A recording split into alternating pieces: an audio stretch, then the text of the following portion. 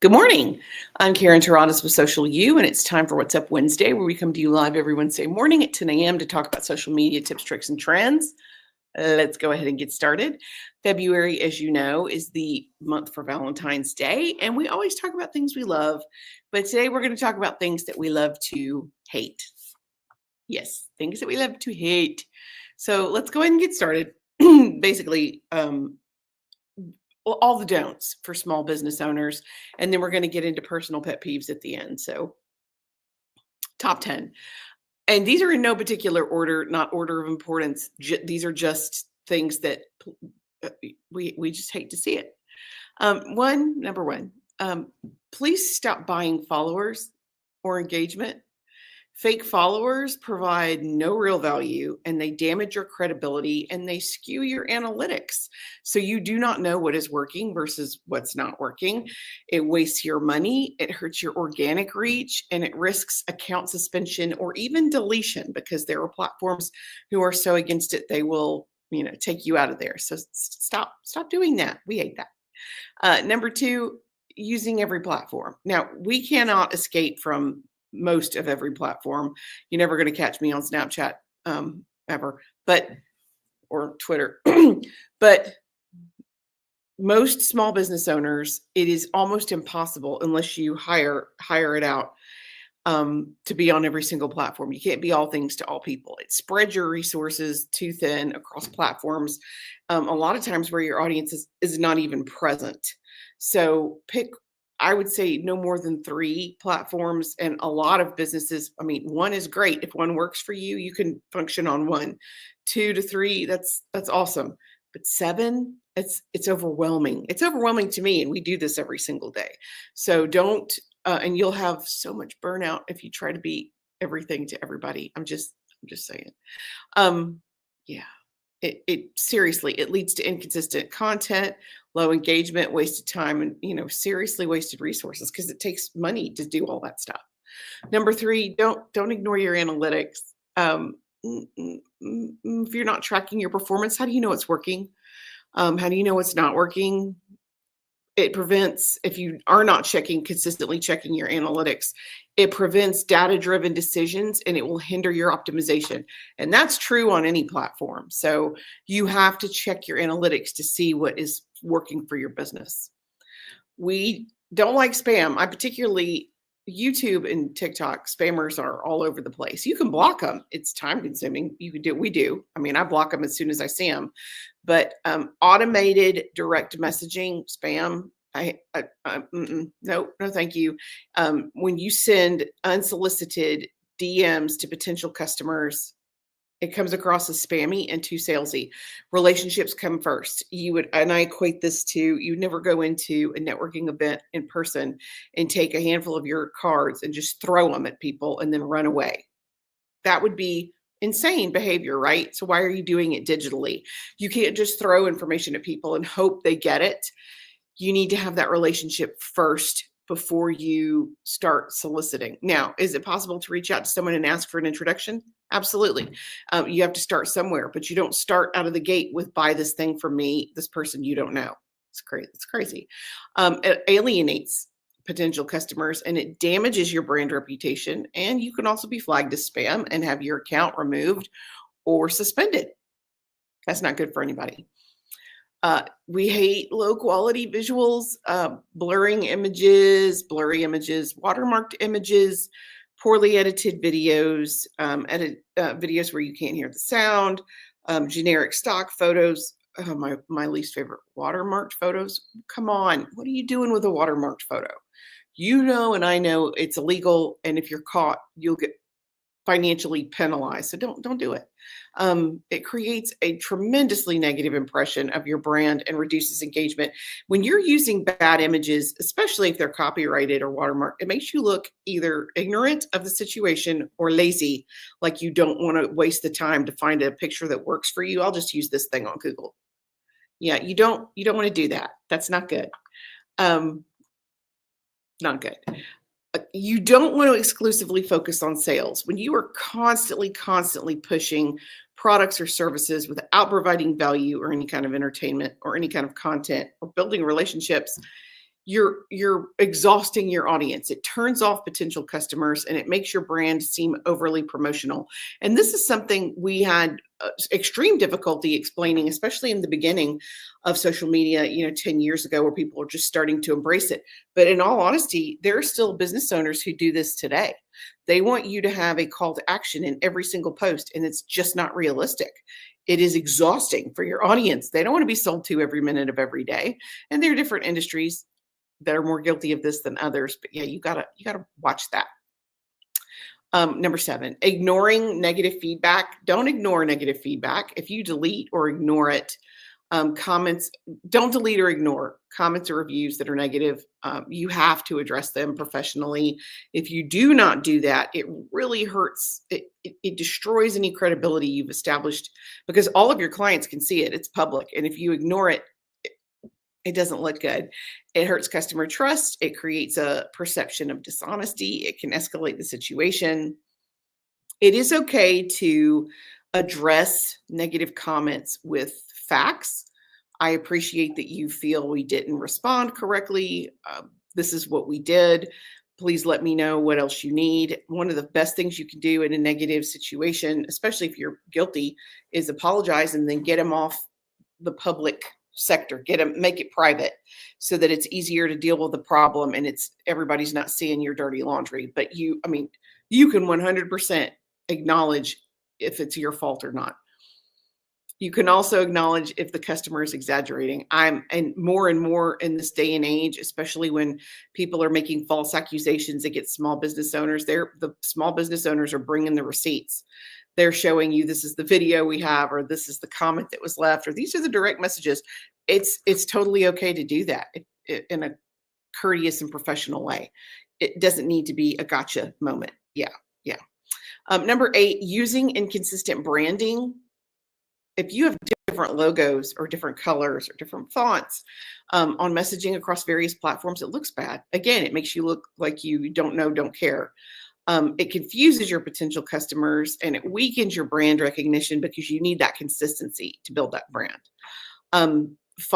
Failing to adapt to platform algorithms. Every platform is different and they react differently to different content. So sticking to outdated strategies that are no longer align with the platform's algorithms, like just about in this day and age, it's difficult to solely rely on organic reach, especially on Meta. You have to embrace the ads in order to grow. So you have to adjust to the algorithm. If you don't, it's going to limit your visibility. It's going to make it much harder to connect with your target audience.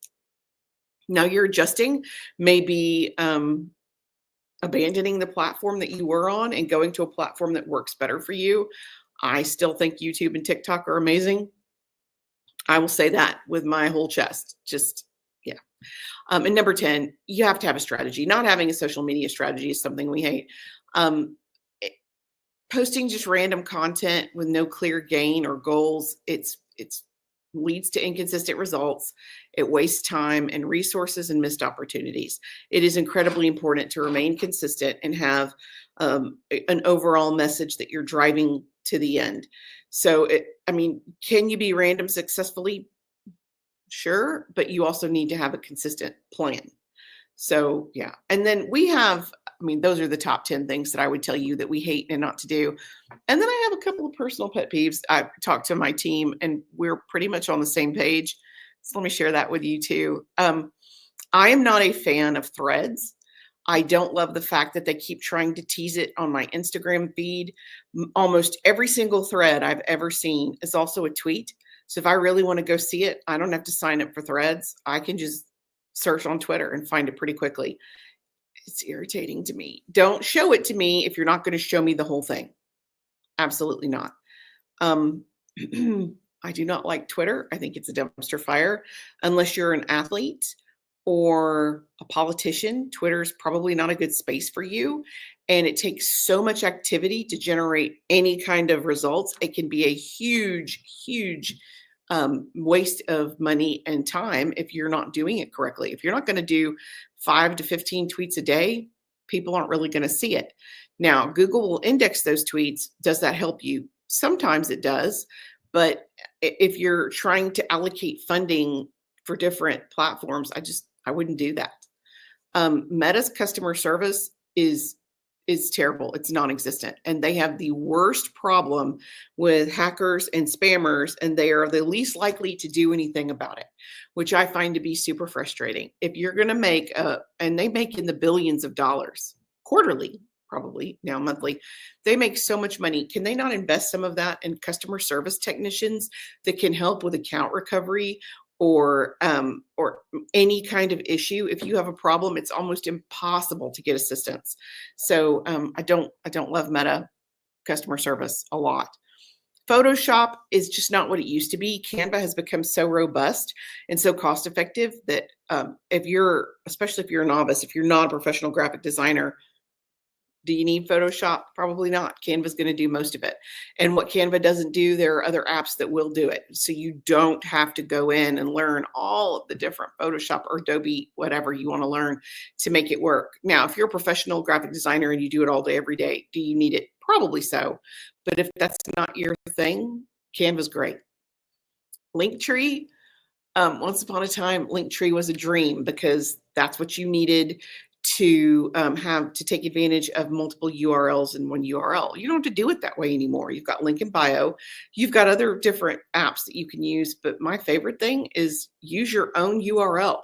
Create your own landing page on your own website so that you're getting all that SEO from all the clicks that go through to your website, and you're not wasting it on a third-party app. I don't love Dropbox. Once upon a time, you had to use Dropbox to share videos, but it's confusing. It's very difficult to keyword search. And a lot of times when we get content from customers, they label it Social U because that's our name. Do you know how many files I have in Dropbox named Social U? It's crazy to me. And I can't keyword search it. I'm all about Google Drive. I'd much rather have Google Drive than Dropbox, and it's more cost effective anyway.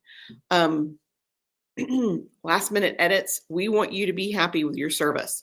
But when that post is scheduled to go up at 10 o'clock and you're calling us at 10:05 with edits, yes, it happens every once in a while. Everybody makes mistakes, but when it's consistent, it's overwhelming. Along that line, if you are a small business and you are hosting an event and you don't share it with your marketing team or your social media team until, hey, it's the week before the event and we don't have enough registrants, I can't do anything to fix it now. We have to know enough time where we can plan ahead and create that event online and then promote that event online. Otherwise, it becomes really sticky. So you want to make sure that you're keeping your team up to date. And that would be, aside from just events, any sale, promotion. You can't surprise your social media team with it and expect it to be successful. It just doesn't work that way. And again, because this is my least favorite thing ever, I'm going to say it again. The Facebook recovery process is brutal.